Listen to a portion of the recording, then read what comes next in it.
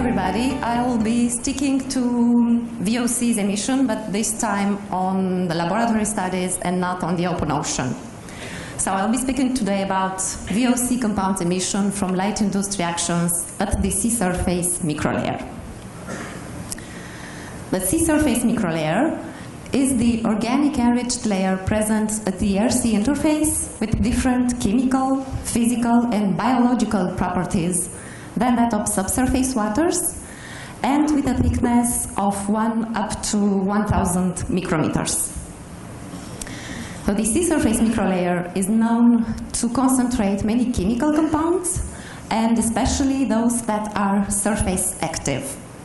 And when looking at the global maps of the surface coverage in the open oceans, we can observe that they are widely affected by the SML enrichment, but at a much larger extent than it was previously recognized. And if we are looking more closely to the chemical composition of the sea surface microlayer, I can observe that it is consistently enriched in proteins, fatty acids, amino acids, or VOC. And it has been shown, for example, that the aliphatic hydrocarbons are more enriched in the sea surface microlayer compared to the subsurface waters, according to their enrichment factor, which represents the ratio of the concentration in the sea surface microlayer to that of underlying water.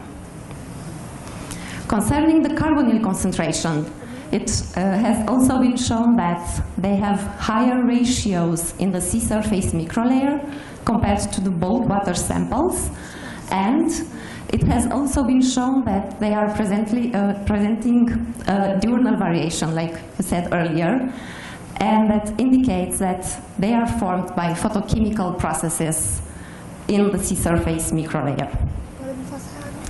And it is also known that the sea surface microlayer is containing UV absorbing substances, like, for example, humic acids. And the concentration of humic acids being up to 10 times higher in the sea surface microlayer compared to the underlying water. So the solar radiation can then initiate a wide variety of photochemical reactions in this layer. The humic acids can act then as a photosensitizer in the sea surface microlayer, absorbing the UV radiation and transferring this energy to other compounds that cannot absorb light directly. So upon absorbing the solar radiation, the humic acids will be excited, and upon excitation, the triplet state can initiate chemical reactions either by electron transfer or H transfer, initiating then the degradation of the organic coverage in the sea surface microlayer. So the sea surface microlayer is then a complicated environment that has not been fully addressed or understood till now. And then the goal of this work is to study the fundamental properties of the photosensitizers. So for that, I will invite you all to see the presentation of my colleague Liz Tinel tomorrow at 11:40. To identify and characterize the VOC's emissions due to the sea surface photochemistry, and to study the aerosol formation and aging due to these photosensitized reactions. I will focus my presentation today only by the identification and characterization of VOC emissions. So, the experimental setup used for this study is mainly composed of 3 parts. First, a small quartz cell reactor containing a seawater proxy solution with a photosensitizer, so in this case the humic acid, and in the top of the solution we are adding a surfactant, which is represented by the nonanoic acid. The solution is then irradiated by a xenon lamp, and the VOCs are further identified and analyzed by proton transfer reactions mass spectrometry.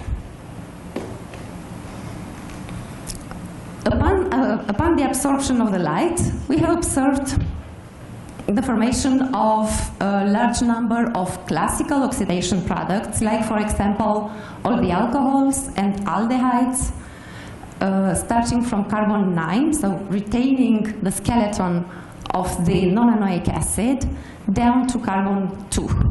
And all these products being confirmed also by GCMS analysis. A typical irradiation experiment is shown in this figure, where you can see the signal of hexanol, and we can observe that once the lights are turned on, a steady state concentration is reached and maintained during the irradiation experiment. So besides all the classical oxidation products, we have also identified in the gas phase a large number of unexpected products, represented, for example, by the unsaturated aldehydes or saturated or unsaturated acids, alkones, or even dienes. So all these products being formed by the oxidation of the nonanoic acid, the reactions which are initiated by the photosensitizers. And all these products, once again, were confirmed by GCMS analysis, but also by PTR mass spectrometry in NO+ ionization mode, for example. In between all these compounds these unexpected compounds that has been formed in the gas phase, another interesting compound that we have seen is the formation of isoprene due to these photochemical reactions. Although we thought till now that the isoprene is directly correlated to the biological activity in the marine boundary layer or in the oceans, this study shows formation of the isoprene due to the photosensitized reactions with a flux as high as the biogenic flux measured on the open ocean. And in order to make sure that all these reactions are really happening at the interface, the yield of isoprene, for example, has been studied as a function of the nonanoic acid concentration, so the surfactant, and the surface tension of the nonanoic acid. And as can you observe, after a concentration of about 1.5 millimolar, the yield of isoprene is leveling off, and it is not at all following the bulk concentration. So this clearly points forward a photochemical production of isoprene from this interfacial chemistry.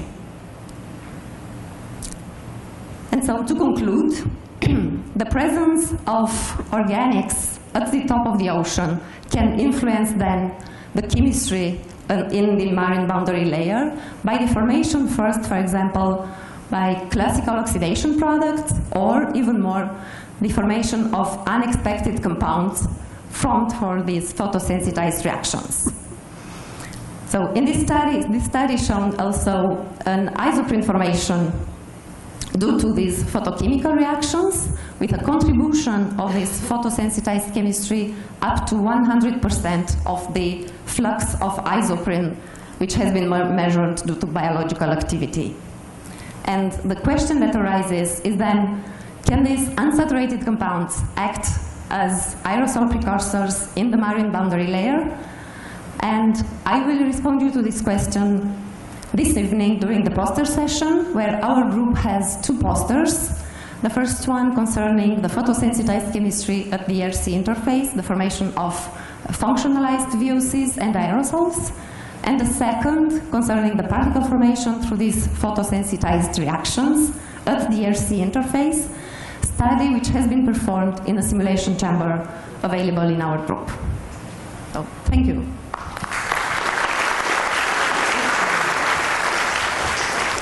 Thanks a lot. Other questions? Questions?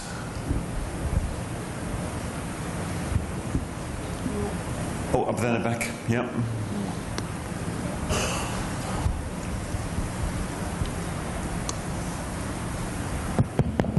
Thanks for the very interesting talk.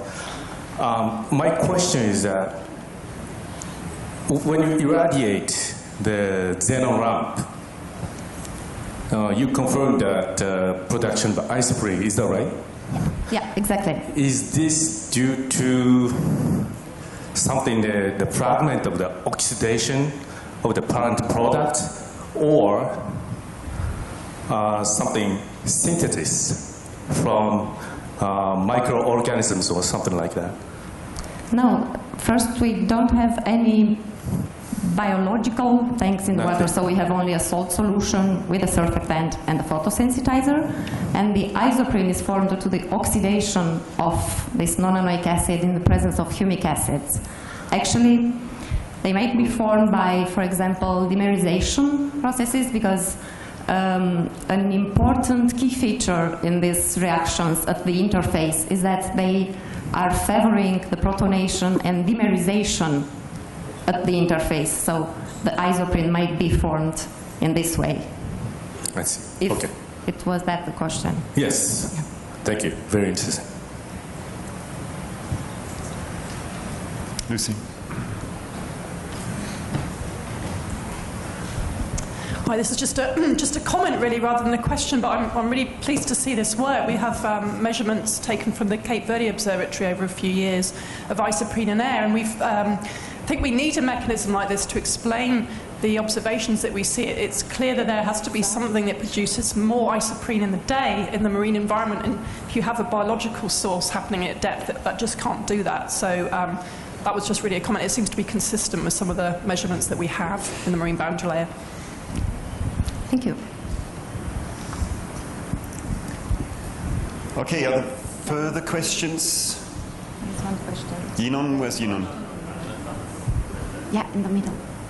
Can't see anything. Yeah, if you're coming by here, so it's just in front of me, actually. Oh, Thomas, yeah. Right. Does anyone have a microphone for Thomas? By the camera with a shout.